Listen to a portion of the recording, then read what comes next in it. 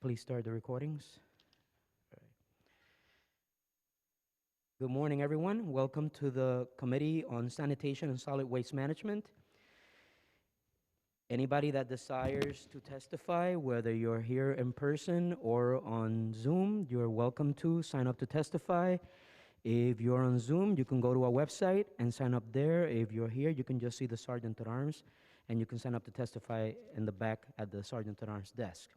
If you have any copies of any written testimony that you would like to submit, you can submit it at testimony@council.nyc.gov. Again, that is testimony@council.nyc.gov. If you have any electronic devices that are going to make noise during the hearing, please set them to vibration. Thank you so much for your cooperation. Madam Chair, we're ready to begin. Thank you, Sergeant Perez. Good morning, everyone. Thank you, Sanitation Committee members, Commissioner Jessica Tisch, Deputy Commissioner for Policy and Strategic Initiatives, Greg Anderson, Director of Operations Management Division, Javier Lohan.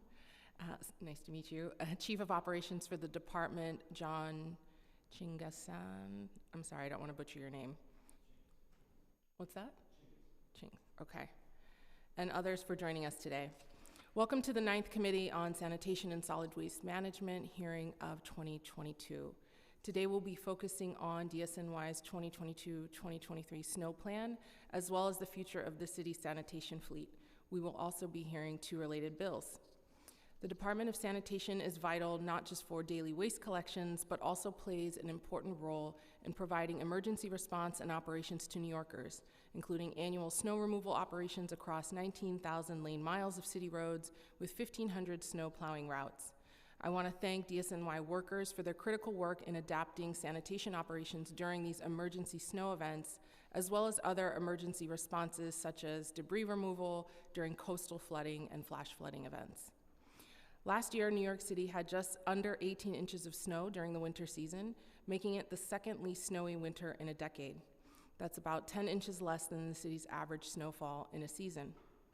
Climate change continues to bring more extreme variability to weather patterns in the city, from record-breaking heat waves in the summer months, unseasonably warm autumn weather, to unexpected cold snaps and blizzards in the winter months.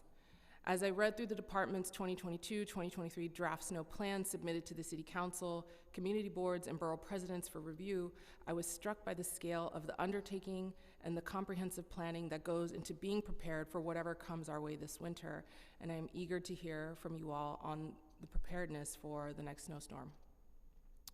DSNY's fleet includes thousands of collection trucks, mechanical brooms, salt spreaders, and more.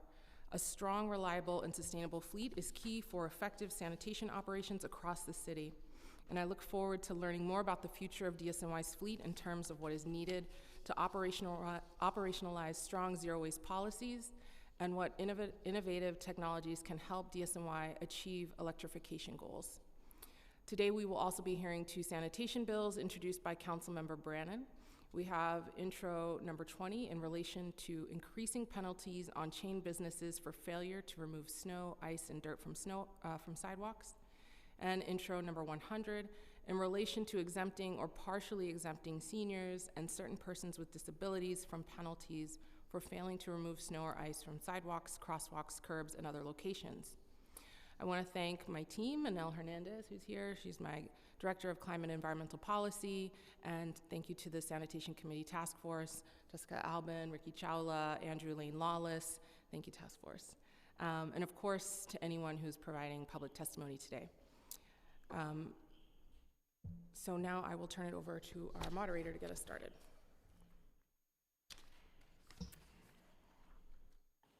Administration, do you affirm to tell the truth in your testimony today and to answer honestly to council member questions? Thank you. You may begin when you're ready.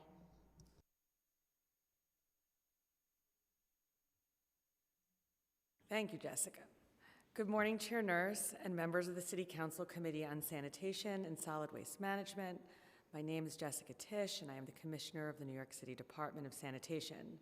I am joined today by Gregory Anderson, our Deputy Commissioner for Policy and Strategic Initiatives, Javier Lohan, who's the Director of the Operations Management Division, and John Chingus, the Chief of Operations for the department. Thank you for the opportunity to testify today on the future of DSNY's fleet and our preparedness for the upcoming winter season. Winter, more than any other time of year, is when the sanitation department shines. Every day, our department works tirelessly to make our city cleaner, to collect 24 million pounds of trash, organics, and recyclables from the curb. Every day, they are essential to the functioning of New York City. But for a few months out of the year, and even for just a few dozen days within those months, the employees of this department rise to a new level.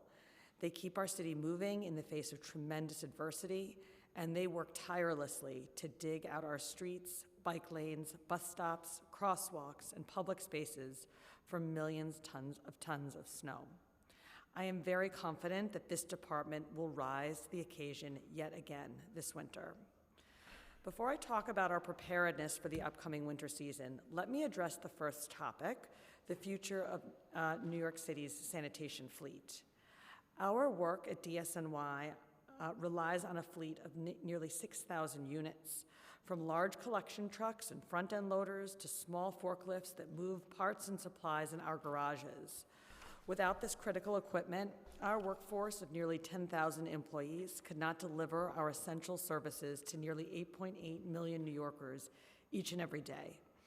Over the last 2 years, during the fiscal crisis brought on by the COVID pandemic, the previous administration froze orders for new equipment.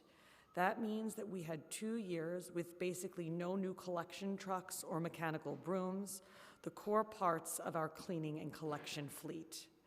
Collection trucks have a lifespan of around 8 years, where adequate day-to-day maintenance can keep them going before you have to start making costly replacements of transmissions, engines, and other major components.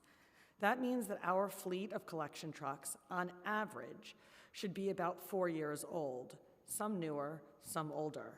Today, the average age of our rear loader collection trucks is nearly 6 years old, 2 years more than the target.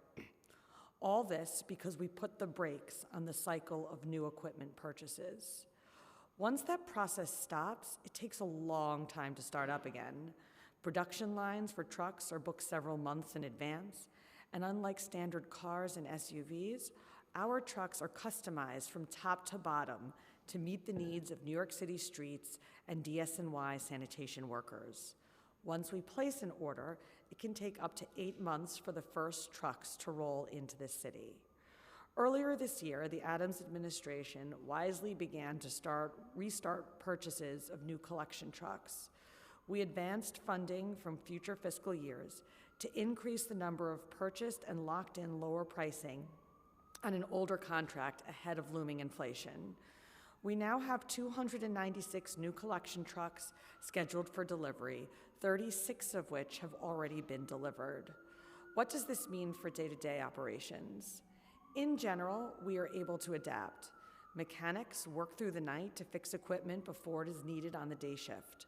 Operations moves equipment from district to district and borough to borough almost daily to meet the operational need.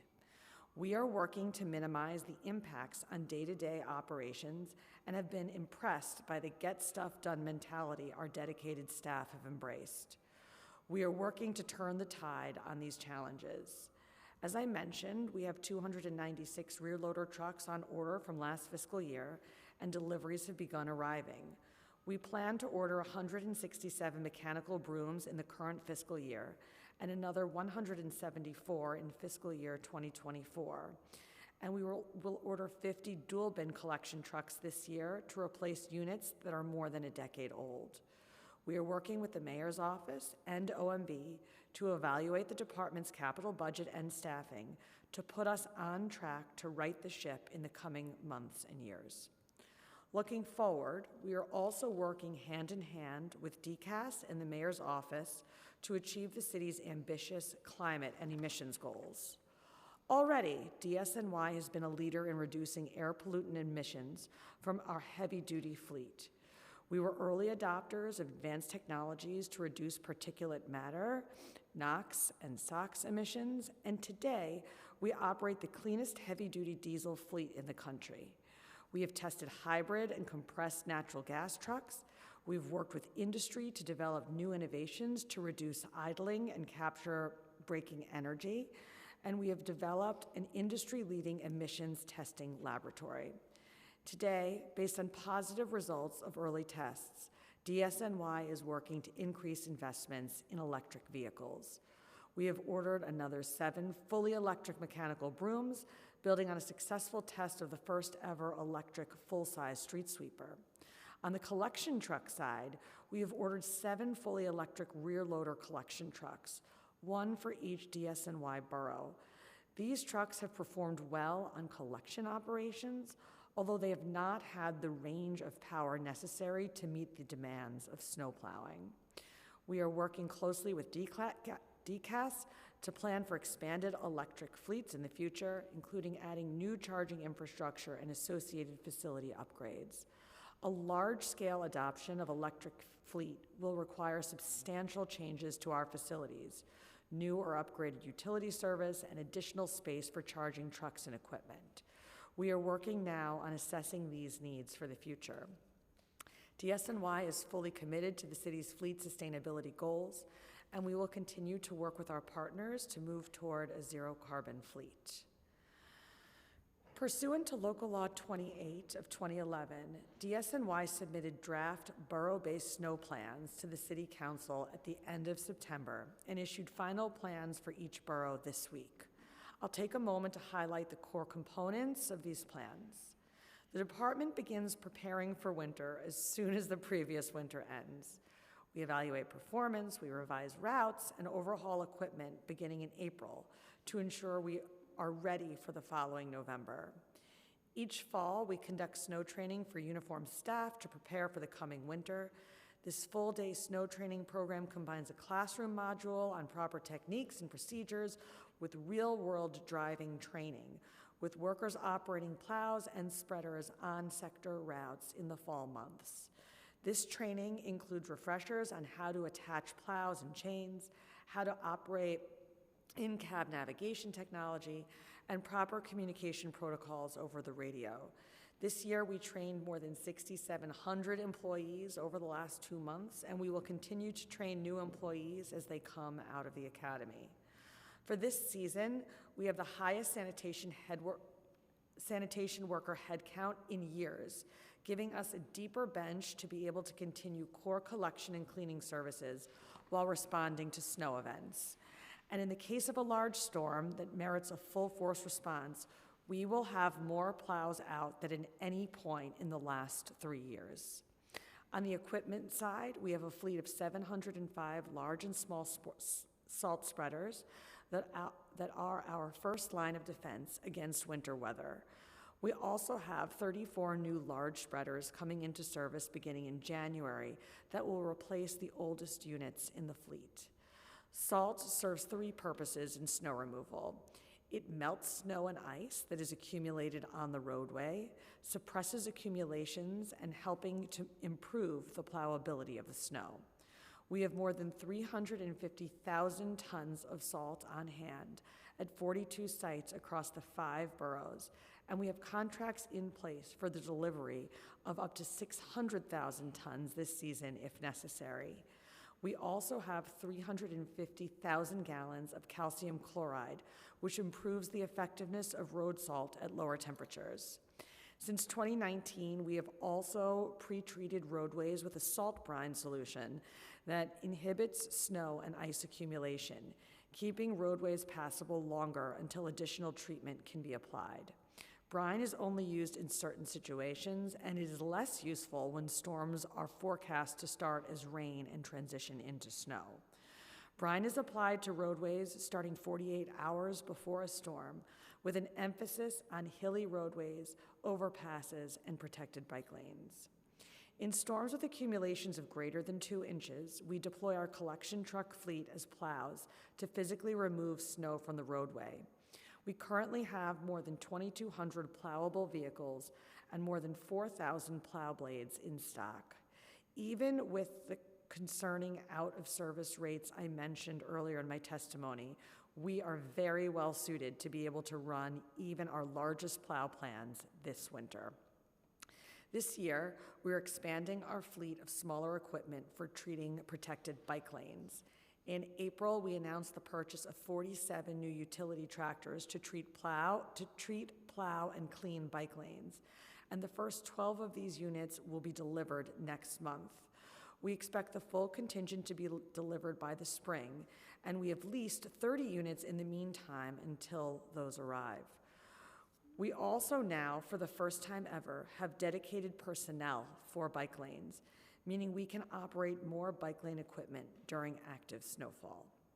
Each storm is different, and we respond differently based on the forecast, the expected conditions, and the timing. For example, a storm expected to have heavy snowfall during morning rush hour or school pickup may merit a more aggressive response than one that comes in early Saturday morning. DSNY also takes into account factors like snowfall intensity, a storm's total moisture content, clusters of back-to-back storms, and exceptionally cold temperatures in developing and executing response plans for each storm. We work closely with partner agencies like NYPD, DOT, and the MTA to prepare for the season and each individual storm.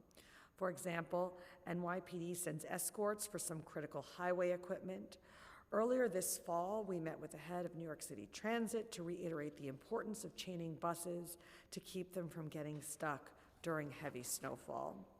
We also maintain situational awareness throughout each storm using our fleet tracking systems, DOT and NYPD traffic cameras, social media, and 311 complaints, and on-the-ground observations from DSNY personnel.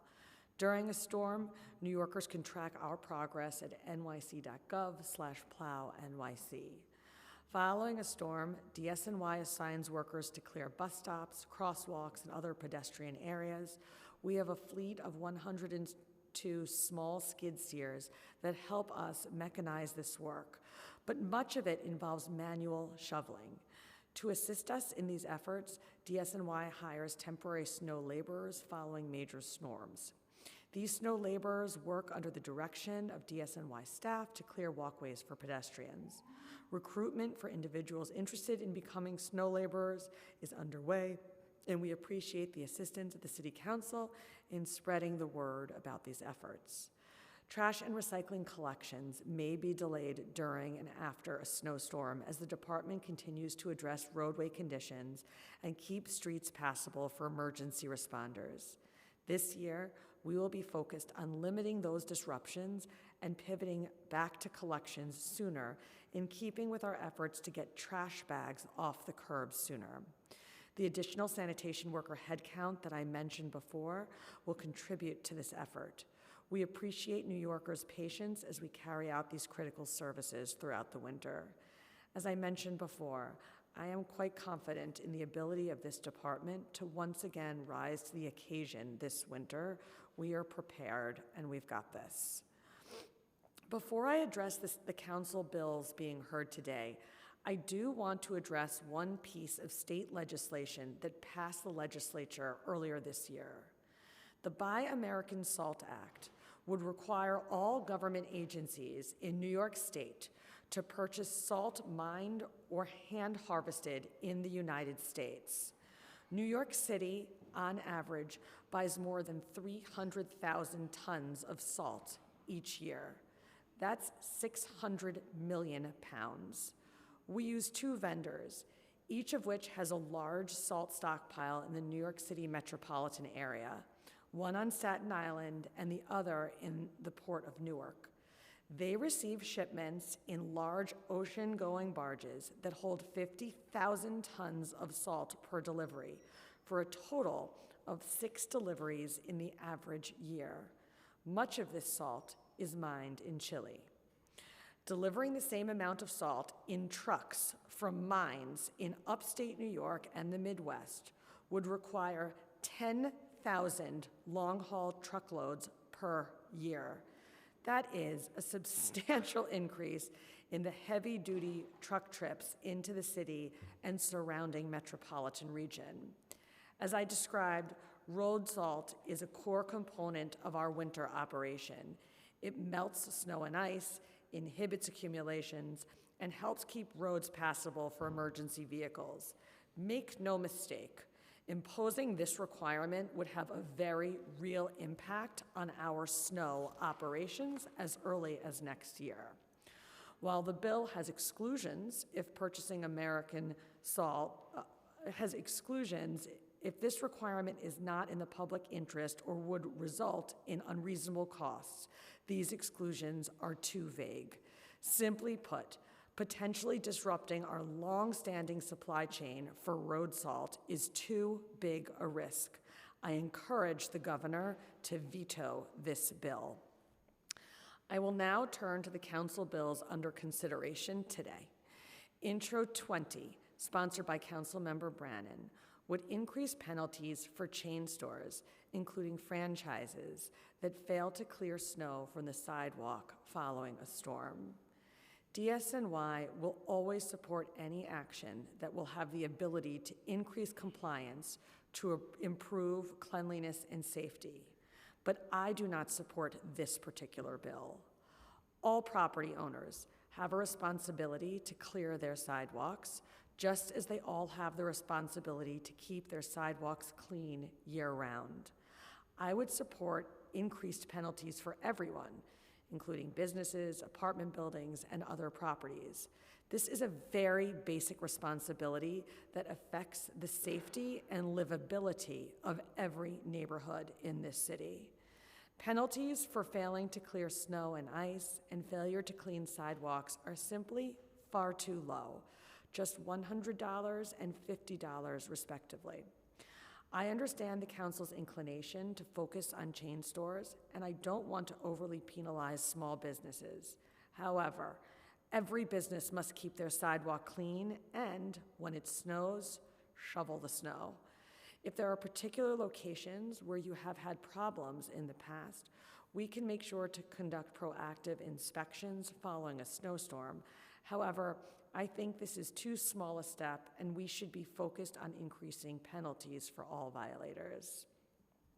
Intro 100, also sponsored by Councilmember Brannan, would require the Department of Sanitation to establish a program to assist seniors and persons with disabilities with snow removal from sidewalks abutting buildings such individuals own, lease, or occupy. It would also reduce the fines by at least 50% for seniors and persons with disabilities who fail to remove snow from these sidewalks. NYC Service and DFTA provide capacity building tools and resources to local not-for-profit organizations and other community groups to establish registries of volunteers willing to help remove snow on behalf of persons who are unable to do so due to infirmity, illness, or disability. These local networks have proven most effective for connecting volunteers to those who need assistance, and we are happy to discuss with Council how to bolster this effort. We encourage New Yorkers to help their neighbors when they can, particularly their older neighbors or those with disabilities. However, I do not support this bill. Every property owner, regardless of their age or ability, has a responsibility to maintain their property. This means cleaning your sidewalks and curb line and shoveling the sidewalk after it snows. This is a long-standing requirement and one that is a core part of the social contract in New York City. Allowing some property owners to avoid these responsibilities will only threaten those it aims to help: older New Yorkers and people with disabilities who may struggle most to navigate an unshoveled sidewalk. Anyone unable to maintain their sidewalks on their own should make arrangements for it, either with family, neighbors, by hiring someone, or by leveraging the programs that I mentioned earlier. Thank you for the opportunity to testify on these important topics. I am now happy to answer your questions.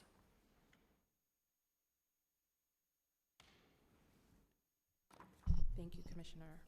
I want to acknowledge Councilmember Julie Menon, who's joining us remotely, at least is what she texted me. And yes, and Councilmember Osei. Okay, thank you. We'll just start with the snow plan, but thank you for the testimony. It answered quite a bit of the questions already in here. So we'll just start off. Can you just provide a short overview of last year's snow plan results? Any particular challenges or improvements you saw? Sure. The basics of our snow fighting strategy have not changed for this year. We have spent the last 6 months reviewing routes, overhauling equipment, and ensuring that every aspect of our operation is ready to go this winter. This year, as I mentioned, we have the highest number of sanitation worker headcount in years, giving us a much deeper bench to be able to continue core collection and cleaning services while responding to snow events. I would say that's the biggest change. And in the case of a large storm that merits a full force response, we will have more plows out than at any point in the last 3 years. As we announced in April, we are purchasing dedicated equipment for protected bike lanes for the very first time, and we'll have a total of 47 pieces of equipment. Thank you. Also, just want to acknowledge Councilmember Marjorie Velasquez, who's also joined us virtually. Thank you, Commissioner. How many 311 complaints did DSNY receive in fiscal year 2022 for missed streets for snow plowing? In fiscal year 2022, DSNY received 2,516 service requests through 311 related to snow or icy street conditions, and 3,097 service requests or complaints for enforcement due to failure to clear snow and ice from the sidewalk. Okay, and then since the snowplow tracker has launched, how has the number of 311 complaints changed? For fiscal years 2011 through 21, the number of DSNY snow-related 311 complaints has ranged from under 550 to over 15,000. And it does appear correlated to the annual snowfall accumulations throughout the city.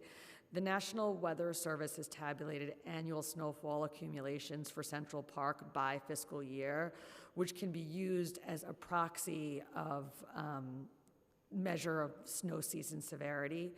For example, in 2011 to 2012, there were only 7.4 inches of snow in Central Park and only 539 snow-related service requests citywide. Compare that to 2013-2014 snow season, there were 57.4 inches of snowfall in Central Park and 15,573 snow-related service requests citywide. The snowfall and the service request trends appear highly correlated and can display high year-to-year variability, and I'm happy to provide the council a chart that maps service requests for snow-related conditions against inches of snowfall, and you'll see the very clear correlation. Yeah, I'd love to see that when you all have a chance. And then in terms of doing the 1,500 snow routes, which is an incredible amount of routes to have to cover, can you share a little bit more about which ones present the most challenges? Maybe there's specific neighborhoods or boroughs that are more challenging than others? Absolutely.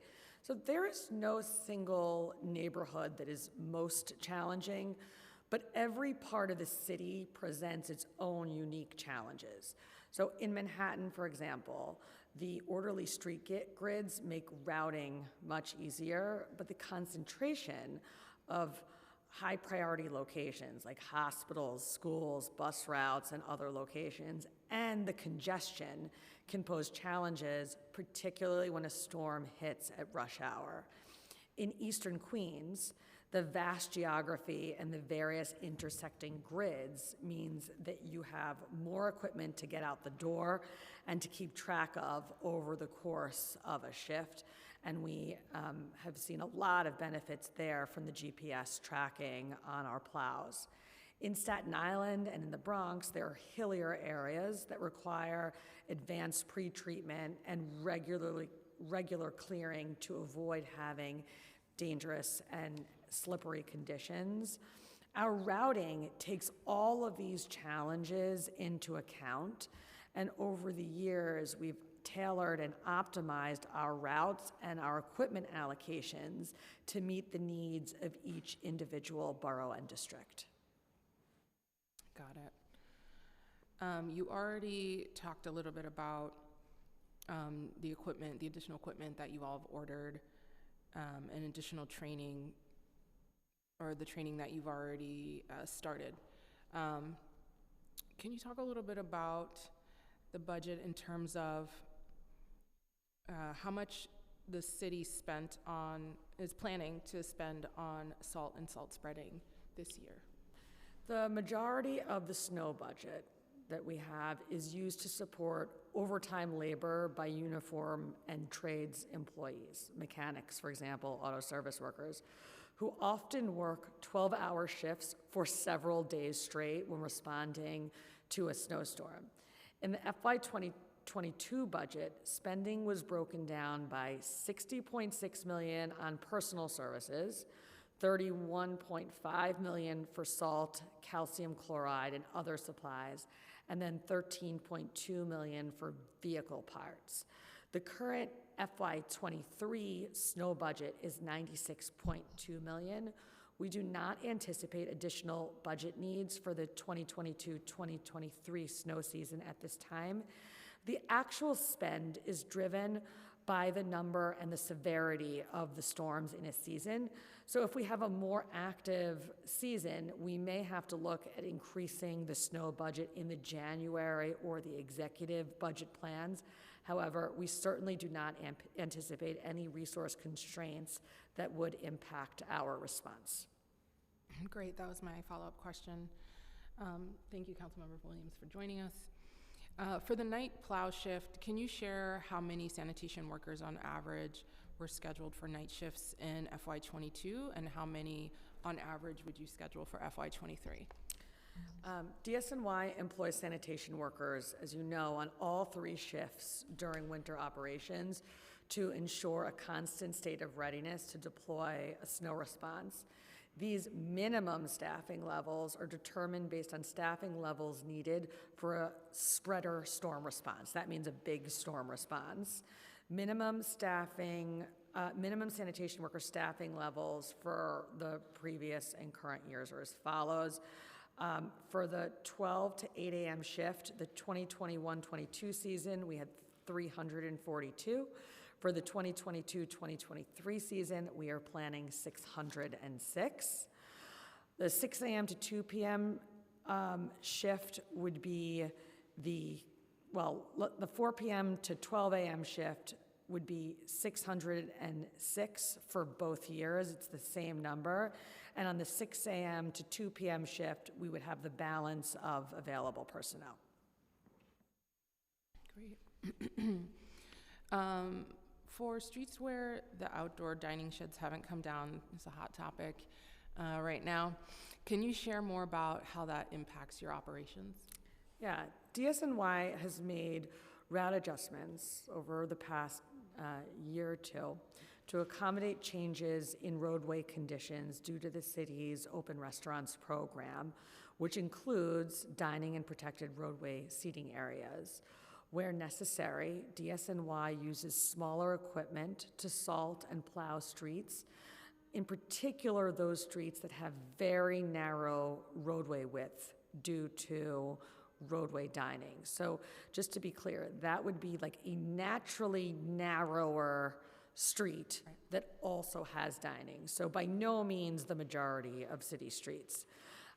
During a DSNY issued snow alert, businesses are prohibited from seating diners in the roadway area, and they should remove or secure any tables or chairs and entirely remove any heaters.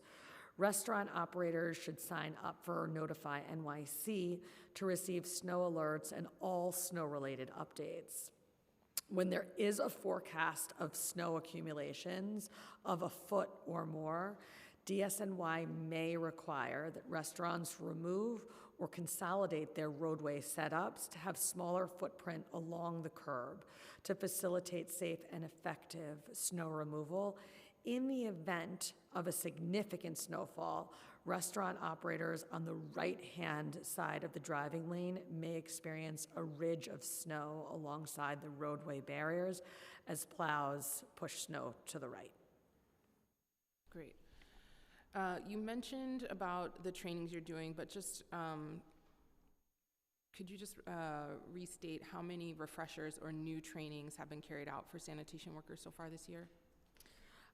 Yeah, we conducted snow trainings this year on Sundays for 5,965 sanitation workers and 749 officers. That's 629 supervisors and 120 superintendents. And the training program concluded on Sunday, November 6th. In addition, all new sanitation workers just graduating now will receive snow training as part of their 4-week academy course. Okay. And for how many seasonal workers is DSNY planning on hiring for this season? And just related, did you have enough last snow season, including the flamethrowers and the seasonal snow workers? I don't know. I love the graphic of the flamethrowers. It's my favorite job to advertise. But just to get a sense of how many folks will be on and how that's changed. Sure. DSNY begins our recruitment efforts in October each year, and New Yorkers interested in signing up can register at any local district garage after making an appointment online through 311. The rate of pay begins at $17 per hour and increases to $25.50 per hour after completing the first 40 hours in a given week. Last year, DSNY hired 893 snow laborers and activated them for a total of 7 days. Ideally, we would like to increase snow laborer recruitment compared to last year so that we have additional support available in the case of a large snowstorm. We do have the capacity to manage and transport up to 1,500 snow laborers at a time. The last time that we employed that number was during the record-setting 2016 blizzard. Okay, just a couple more questions and I'll open it up to council members on the snow plan. So it's hard to kind of articulate this question, but from the time DSNY issues a snow alert to kind of the first loading of the salt and like before the trucks start coming back to the garage to like put on the plows and get going, what is that average time frame like, and is there enough time to do partial collections of trash in neighborhoods where there's high volumes of trash per block? This is something that we've had a lot of folks suggesting if DSNY if there was a solution for that in between the period of an impending storm to get some of the stuff off of there, because we know it takes so long between the snowstorm or the storm happening before collections resume, and then it's just kind of a mess. So just wondering about that. DSNY begins preparing for a snowstorm as much as 3 to 4 days in advance with the first forecast of snow accumulations. These preparations include loading salt spreaders, attaching plows and chains to collection trucks, and applying brine pre-treatment to roadways. I should note that we loaded all of our salt spreaders this week because we saw the temperatures begin to drop significantly. While storm prep is going on, DSNY continues to collect trash and recycling. Our goal is always to clear as much of the material out for collection as possible ahead of a snowstorm. But this year, to get at your question, with more sanitation workers available, I believe that we will be able to leave more staff on collection functions ahead of a storm, or during a smaller spreader storm event to keep trash and recycling collections on or closer to schedule. Great. Can you tell us more about how the snowplow GIS tracker functions in terms of cost? How long does it take to create a tool like that? And how many folks manage it? Plow NYC is DSNY's snow plowing tracking tool. It was first built in 2011. It originally used GPS-enabled flip-mounted phones in plow trucks to track which streets had been plowed and when. We have obviously refined this technology substantially over the past 11 years, including upgrading to CalAm tracking devices and a more robust back-end processing technology. These advancements have improved the accuracy and the reliability of the Plow NYC tool. Previously, issues with GPS signal would cause some pings to look like they're happening on adjacent streets, or in the case of high-rise parts of Manhattan, to land in entirely different areas. Today, more advanced software and hardware have largely resolved these issues, and Plow NYC is an effective tool to provide both transparency to the public on our snow operations, but also a more useful management tool to manage snow operations. I think that answered your full question. Yeah, that does. Well, just how many people need to maintain it? I don't have on me the number of people in our BIT unit, which is our tech unit, but I can get that for you right after this. No problem. And then how does that compare, or would it compare to GIS tracking on street sweeping? So that's something that I am very interested in, as we've discussed in the past. For that, we would use similar underlying technology with some important changes. First, on the street sweeping, the side of the street that's serviced matters. So it's not like I could just copy and paste Plow NYC and do the exact same thing for street sweeping. We would need to take that into account. And it matters even on one-way streets, as there are 2 curb lines on every street.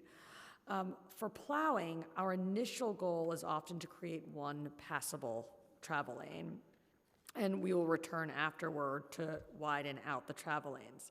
The second difference, I think, is non-compliant cars and other obstacles can impede the passage of the broom. We don't want to mark a street as clean if the mechanical broom is not able to access the majority of the curb line. So we're working through and thinking through those important differences between what mechanical broom transparency tool and a snow plowing transparency tool would look like. That's really interesting, yeah. Okay. And then can you just tell us, I think finally for this question, can you, sorry, let me back up. Did you mention how much it costs for creating a platform like this? I don't think I have the cost on me, but we can also get that to you very quickly. Can you tell us more about snow plowing plans for bike lanes, and how do you prioritize, which areas having the most bike lanes or different types of bike lanes for cleaning? Sure. We are continuing to test types of smaller equipment to pre-treat and clear protected and non-protected bike lanes on the roadways. We currently lease, as I mentioned before, 30 smaller tractor units of various sizes for brining and plowing protected bike lanes. We have purchased 47 new ones for snow clearing and cleaning going forward. And we expect to receive those through the first half of 2023. We deploy brining equipment ahead of a major snowstorm to prevent accumulations on bike lanes. We are also now assigning our bike lane equipment during active snowstorms to stay ahead of accumulations and keep the bike lanes passable, particularly for working bicyclists. However, bicyclists like other road users, should exercise extreme caution during winter weather. As with other roadway surfaces, bike lanes will not be immediately cleared to blacktop, and a slushy residue may exist even after plowing. So for protected bike lanes, those are the smaller ones will come in. And is there a prioritization or hierarchy of kind of which major lanes are? Chief Chingus, do you want to take that question on prioritization of bike lanes? Sure. So we prioritize according to manpower available, and we will dispatch the equipment as needed, and we have available personnel to jump on the bike lanes. We will just keep in mind they also have to be trained. We have a lot of people who are trained on these smaller pieces, and we have to look at their certificates to make sure that they're on the right shift and they can use that piece of equipment. And I would just add that the prioritization will obviously be, priority will go to the most heavily used bike lanes in the city. Yeah, I was going to ask if there was DOT data that was you all were working with on that. That's what we are looking at as part of our snow planning for bike lanes. Great. I'm going to open up for questions before turning back to the status of the fleet and the future of the fleet. Councilmember Julie Menon has a question joining virtually.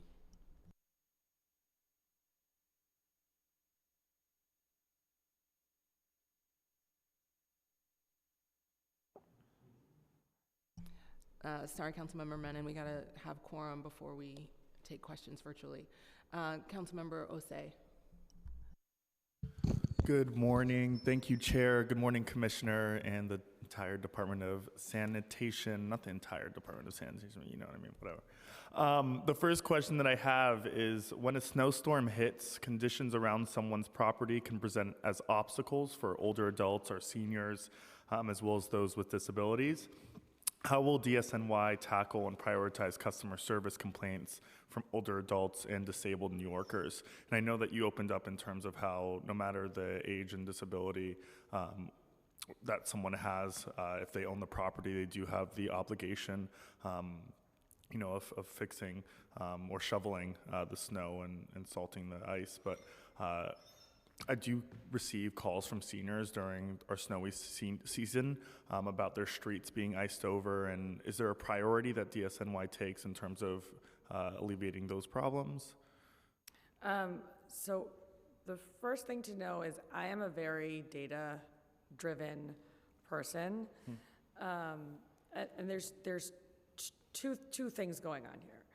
The first is enforcement, right? So after a snowstorm, if property owners have not cleared the snow and ice conditions from in front of their property, we have to send enforcement around to, unfortunately, give out fines to people who don't clear snow and icy conditions. It creates unsafe conditions for all New Yorkers, in particular, disabled New Yorkers and older New Yorkers. So enforcement is key. The other piece of this, and I think this is what you are getting at, is our snow laborers and our operation to clean parts of the streetscape that the sanitation department is responsible for clearing. And there, obviously, we will look at the 311 data and see where there are lots of service requests about it and deploy our resources accordingly. Thank you. And on our blocks, we tend to see huge snow pileups and the flooding from snow on corners, and these make it difficult for residents to travel around, again, especially our senior population and our disabled population. How can we ensure that snow plows and other DSNY snow removal fleets fully remove snow from our sidewalks and bus stops?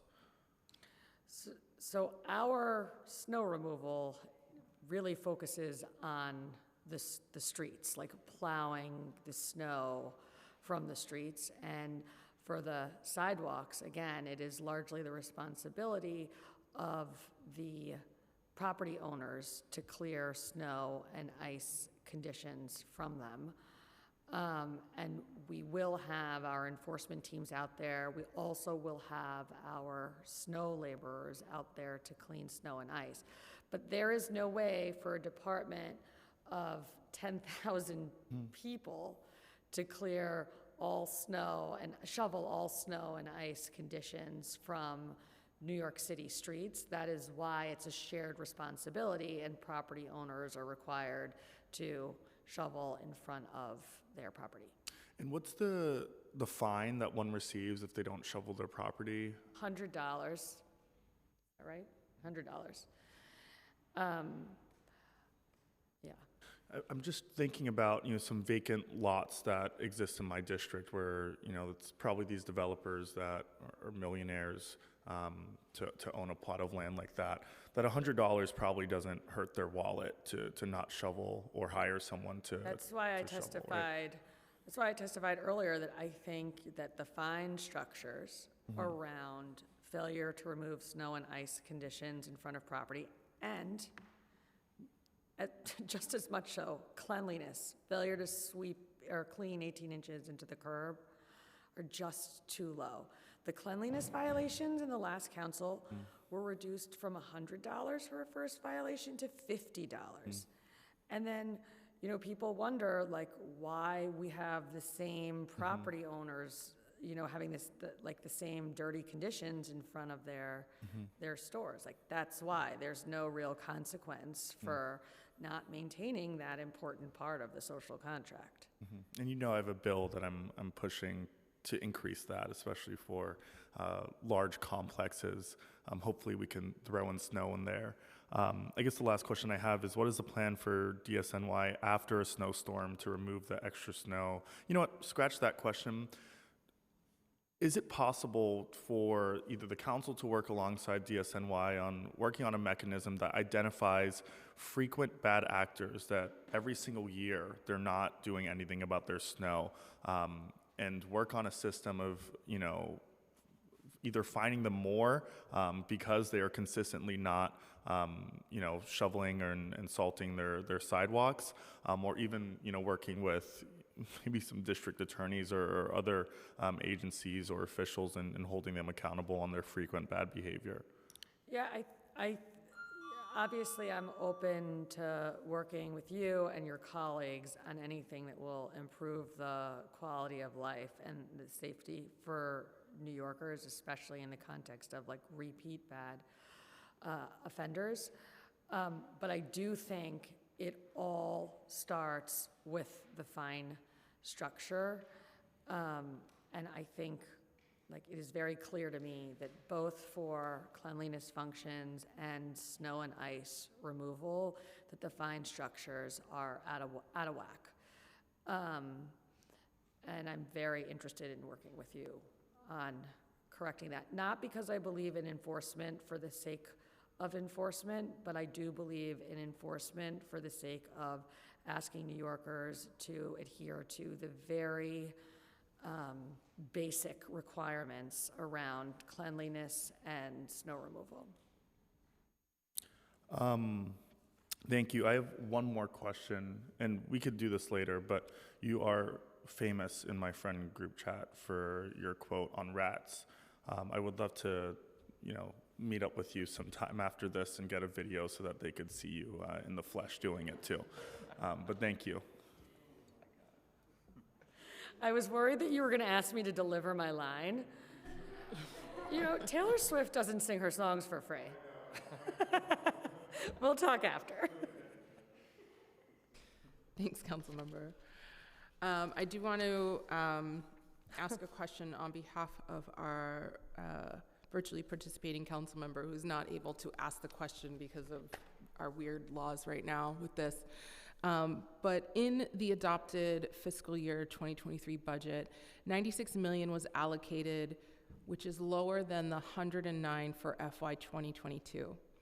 Can the administration confirm the budget for snow removal, and are they looking at additional pegs for this year? And in the mayor's management report, the removal cost per inch of snow is $5.5 million in fiscal year 2022, up from 3.2 million in FY 2021. Why has it increased, and how does this compare to other large cities? And I can repeat any part of that. Okay, I'll start with the first part.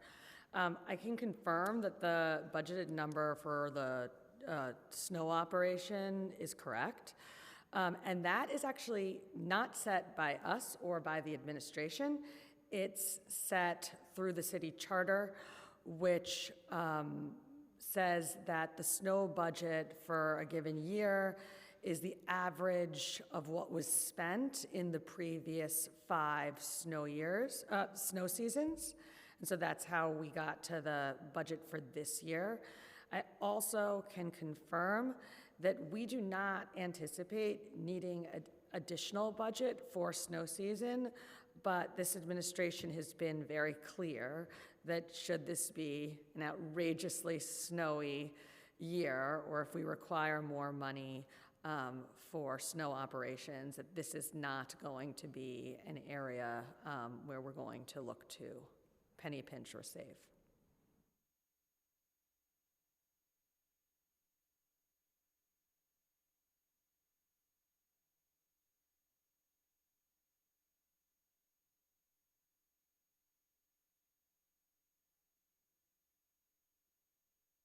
Oh, sorry. Oh, your mic wasn't on. I was like, what's happening? Okay, hi. Hi. Where was the question I was going to ask? Oh, here. We have heard that the Queens Curbside Organics program that we're so excited about in the borough of Queens is already utilizing all of the available dual bin collection trucks to implement citywide curbside organics. How many new dual bin collection trucks will DSNY need to procure? Well, we don't need to procure any more for Queens curbside composting, but we will need to procure new dual bin trucks for 2 purposes.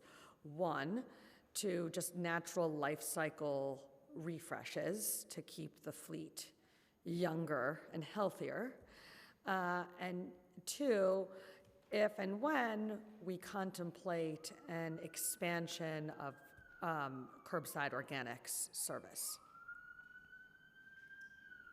And I missed part of your testimony, but I read it quickly, specifically your comments on the bills.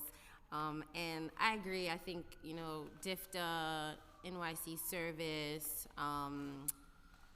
is it ACES?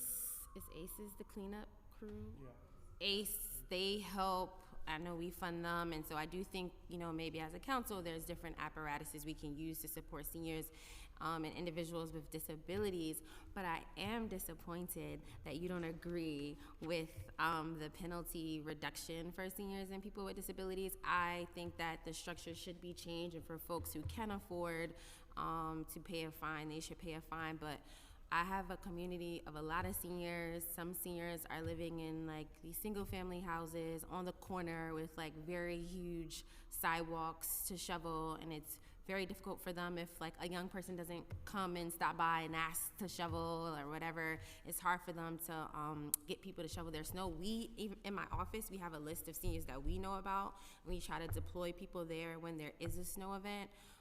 But I do hope that we can consider a fair structure to support individuals who need it financially, because some seniors have money. Maybe a senior that has money doesn't need it, but for a senior that's on a fixed income or a person with a disability that's on a fixed income, I do hope that we can get your support. I understand and appreciate the spirit and the intent of what you're saying.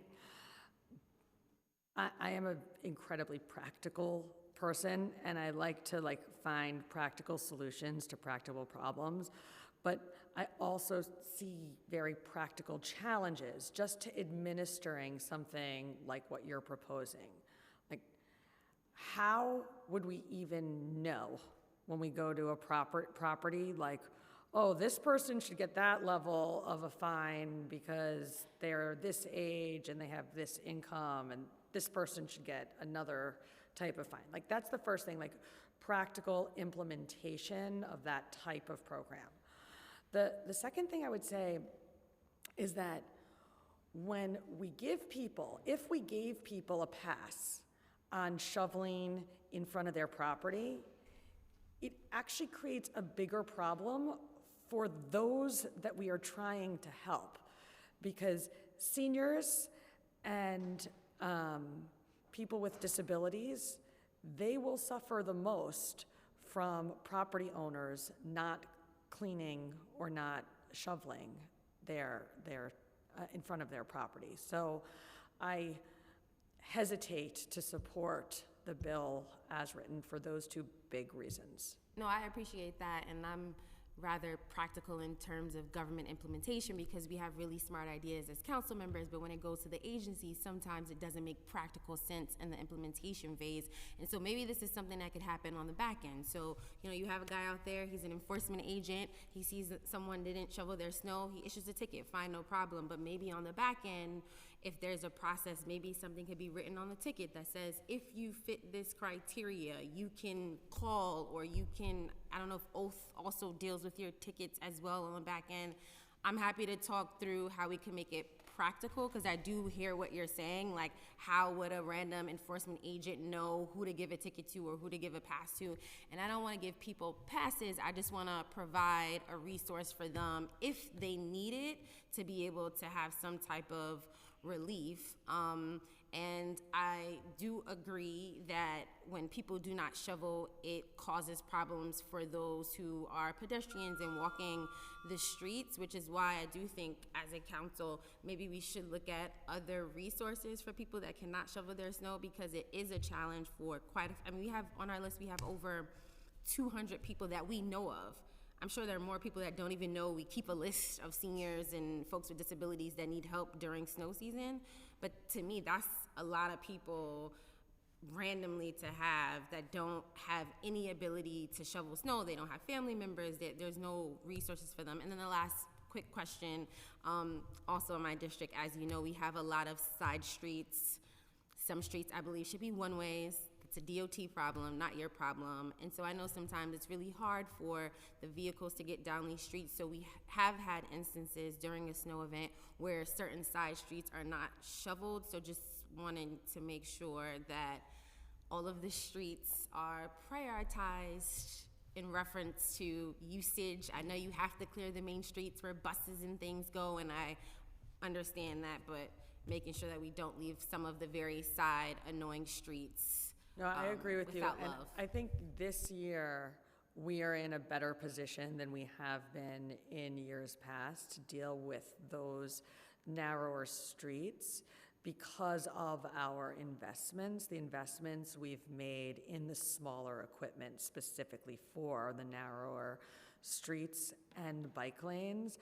And that's only going to improve like every year as we continue to grow out that fleet. I mentioned that we purchased 47 of the smaller like bike lane type vehicles that can plow snow.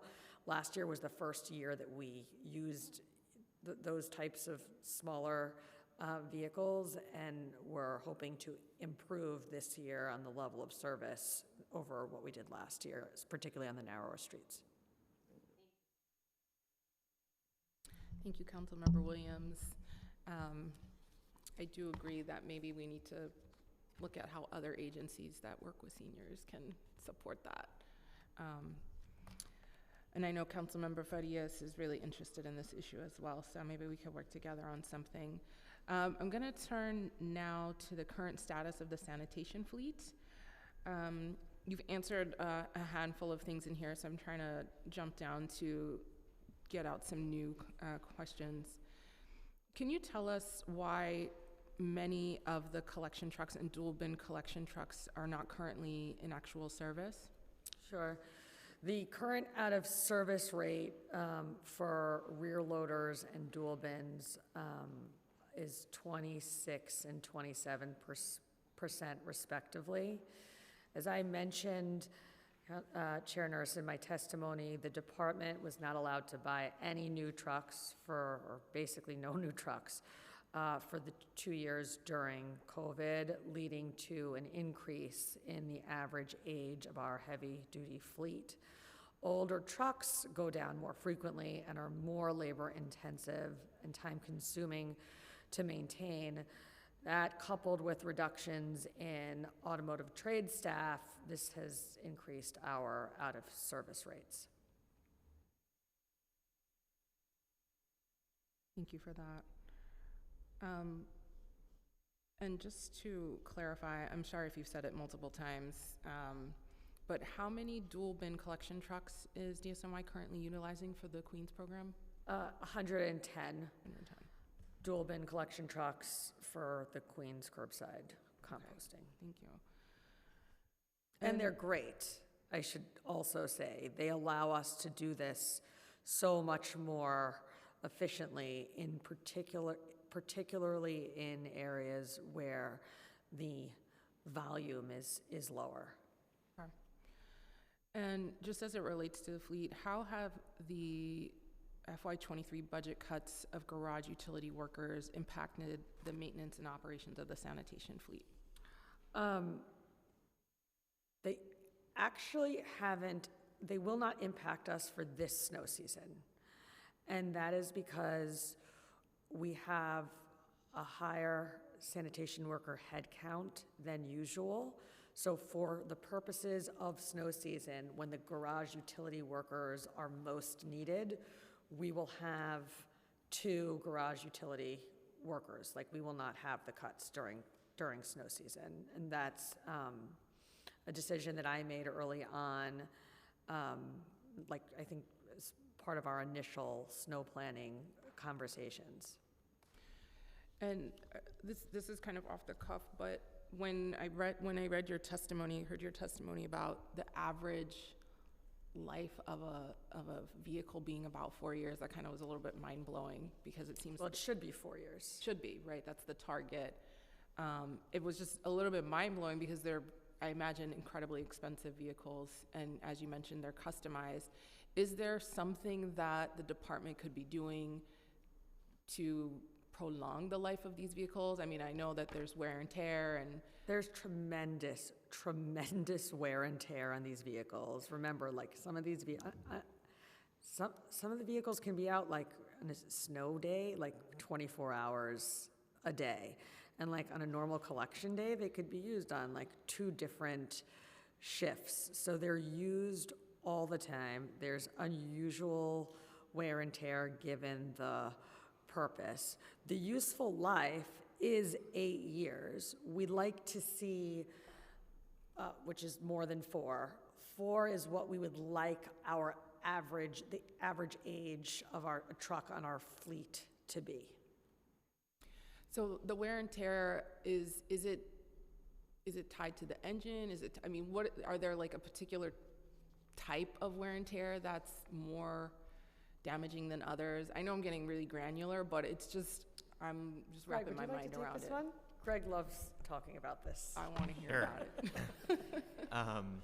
Yeah, so we've done a lot of analysis over the years. We actually, I think probably around 6 years ago, increased our sort of target lifespan for a collection truck from 7 years to 8, based on some analysis we did of when those major system components start to break down. Things like transmissions, things like major hydraulics components, parts of the diesel emissions control systems. So it's really looking at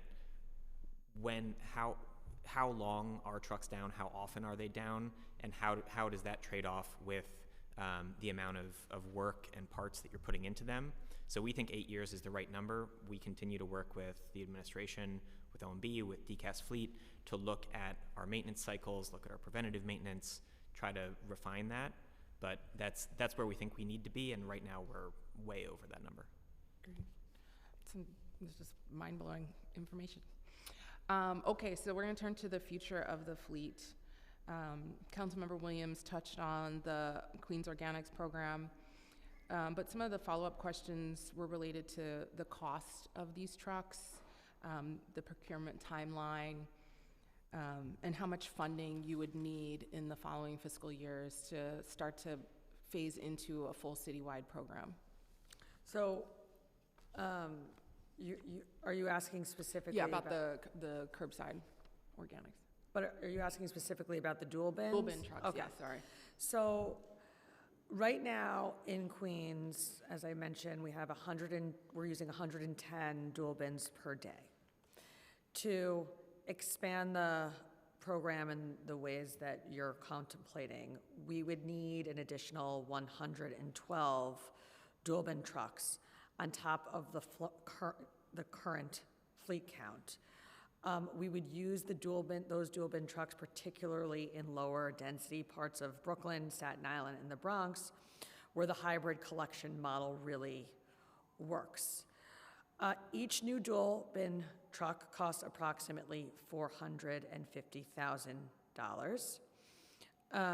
And so we believe that the new need for the additional dual bin trucks would be between 50 and 75 million in capital funding. But I want to be clear that we wouldn't just need new dual bin trucks. We would also need additional rear loaders because not every neighborhood, not every route would require or could accommodate a dual bin truck. And so the number of like single bin rear loaders that we would need, we estimate to be approximately half the number of dual bins. So if we need 112 dual bins, we need like in the 50 plus new rear loaders. And then I think you also asked about how long it takes to From, order like, them. Successful, So yeah. from the time that we place an order, it takes about 8 months to deliver the vehicle. And you don't have to, you have a contract already in place. You don't have to bid these out, right? You have a supplier that, I was not thrilled to learn that one of the old important contracts had expired. However, we do expect to have a new contract in place in January.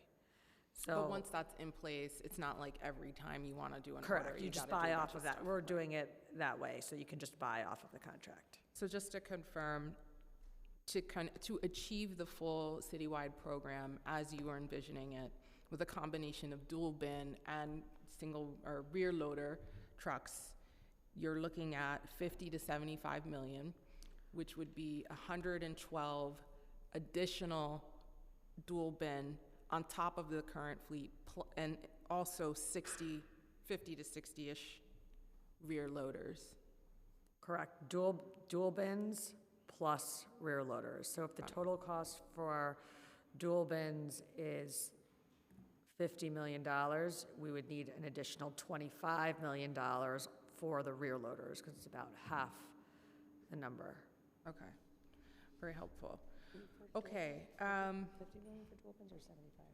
Yeah. So the According to- total would be yeah. around 75. Okay. So according to the DCAS NYC fleet, we understand that there are no current viable electric options in the marketplace that can fulfill the operational requirements of plow trucks and salt spreaders for DSNY. However, there's a goal date for electrifying these units by 2040. Do you believe you will be able to fully electrify this fleet by 2040? No, but I think we can make a lot of progress in a lot of key areas, and I would be happy to outline for you where I see concerns. So first, we are moving aggressively to transition to a non-fossil fuel fleet by 2040. We have made substantial progress on the light-duty side of our fleet, where we are working to build out our network of level 2 EV chargers at various garages citywide, with a total of 201 level 2 charging ports. Our light-duty fleet includes 289 plug-in vehicles, either plug-in hybrid or fully battery electric vehicles. and we will continue to work with DCAS to expand the use of EV light-duty vehicles and charging infrastructure in all 59 districts. So our light-duty fleet, I have a lot of confidence in that and in being able to meet the city's goals. The majority of our fleet is comprised, as you know, of heavy-duty vehicles with larger batteries that require DC fast chargers to effectively charge. We currently have 13 of those chargers, and we are working to expand that network. However, this charging infrastructure requires additional space and often new electrical utility connections that can require substantial capital investments. We are working with DCAS and with OMB to assess our future needs in these areas to support a growing heavy-duty EV fleet. It is very important to mention that we have tested both fully electric collection trucks and fully electric mechanical brooms. We did great on the mechanical brooms. The tests went really well, and we have placed an order for 7 additional mechanical brooms. And I am hoping that we can push forward on the charging front to make a lot of progress on shifting our mechanical brooms to non-fossil fuels. I have serious concerns, as we've discussed in the past, on the rear loader side, because in our test of the non-diesel rear loaders, we found that they could not plow the snow effectively. They basically conked out after 4 hours. We need them to go 12 hours. And so I do not see today, given the current state of the technology, I don't see today a path forward to fully electrifying the rear loader portion of the fleet by 2040. Now, things could change, the technology could develop and advance, but I don't want to sit here and say to you that I see it in my crystal ball today.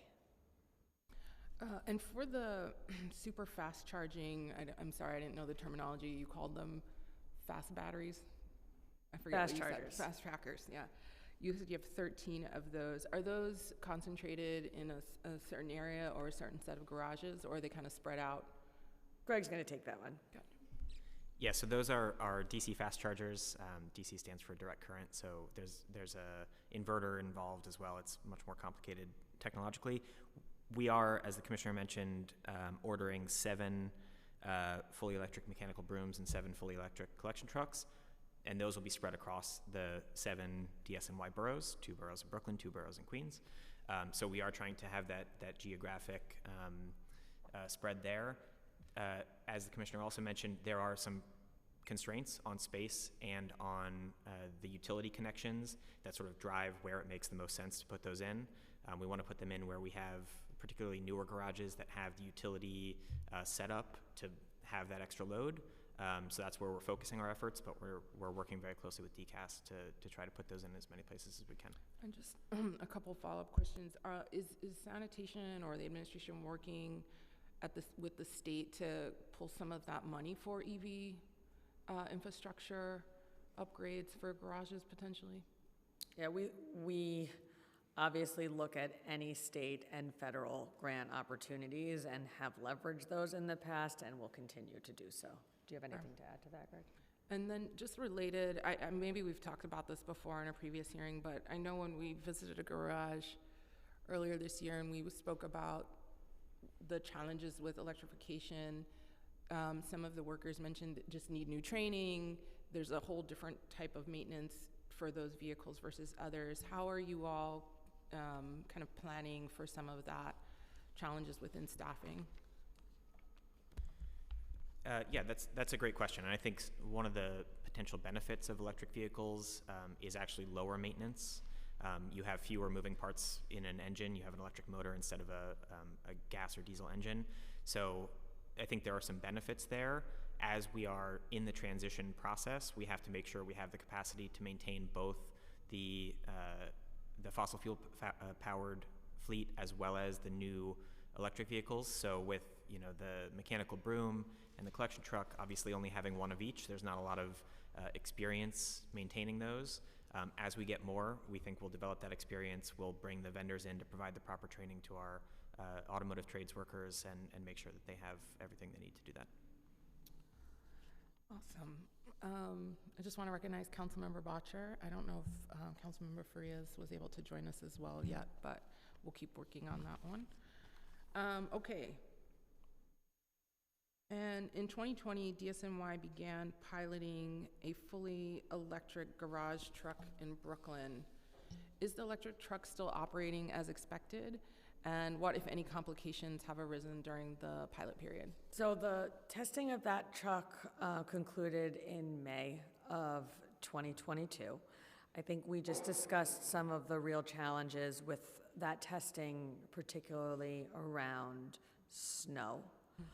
But given our commitment to keep pushing in this area, we have purchased 7 electric rear loader trucks, understanding that they will not be used for plowing purposes. We can't really make significant process in converting our rear loader fleet until the snow challenges are addressed. Okay.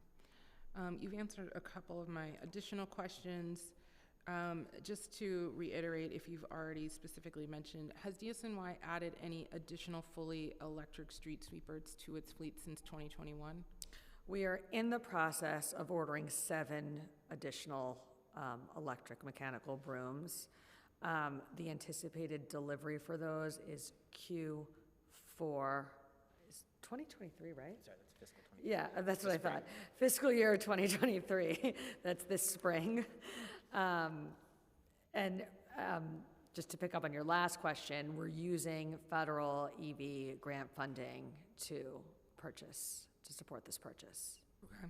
And so those were fully electric, but are those, is that inclusive of hybrid electric for the street sweepers?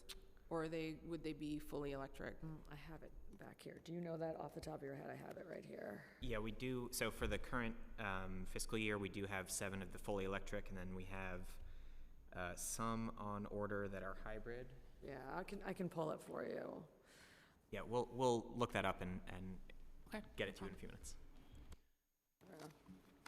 Those are my questions. Councilmember Botcher, do you have any questions? You good? Okay. We'll just wait for them, and then we can do testimony. Oh, here it is. Oh, sorry, and the trucks are part of the, Yeah, we have 30 hybrids okay, 30 hybrid. on top of the 7, and those start arriving in June of this year. June through January. Got it. And just to confirm, you have no additional budgetary needs for regular No, those have been collection trucks? ordered and purchased. Okay, so you have no additional budget needs for regular collection trucks or other parts of the DSNY fleet? Of the what? Do you have any additional budget needs for the regular Oh. collection trucks Yeah. or other parts of the fleet? Sorry, I was still on hybrid. It's okay. I was like, we are working with OMB to assess the current capital funding in the context of the significant fleet age issues that I mentioned in my testimony.